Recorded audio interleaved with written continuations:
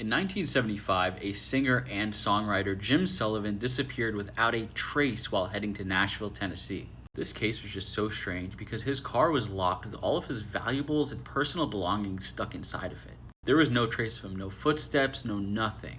The last location he was seen in was a remote location in Santa Rosa, New Mexico. There were two big speculations. With singers and songwriters back in the day, they had a lot of mafia funding or gang funding in general, so people believe that the mafia took him out maybe with a hitman or something. Others believe that he was abducted by aliens because this was New Mexico and this was 20 years after the whole Roswell incident happened as well. And disappearing without a semblance of a trace is pretty odd. This Jim Sullivan guy was also pretty popular. People loved his music. His first album was UFO. That was the title, which is why a lot of people speculate he was abducted by aliens. People say that maybe he was trying to send a message that they were coming for him.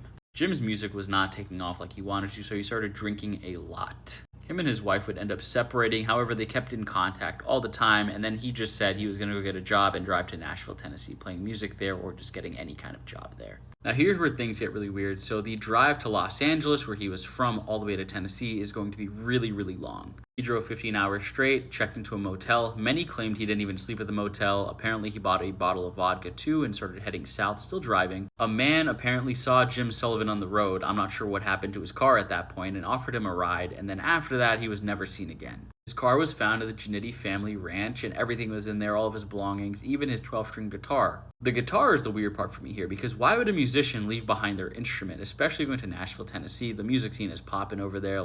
Obviously he's going there for work. Why would he leave that behind? The police searched the entire area. His brothers came out. The magazine was saying, where's Jim? No leads developed. And then they found a decomposing body a few miles away from where he was last seen. However, it was not identified to be Jim. It was somebody else. Like I said, the two theories are that the mafia got him. Apparently people are saying the Jannetty family had ties with the mafia, or they speculated that. Jim saw something he shouldn't have seen and then they offed him.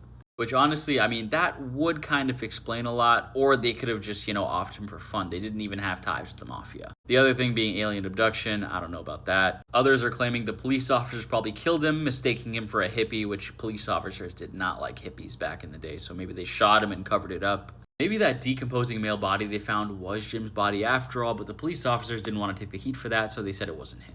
I could definitely find that believable, and that's happened in multiple other true crime stories too.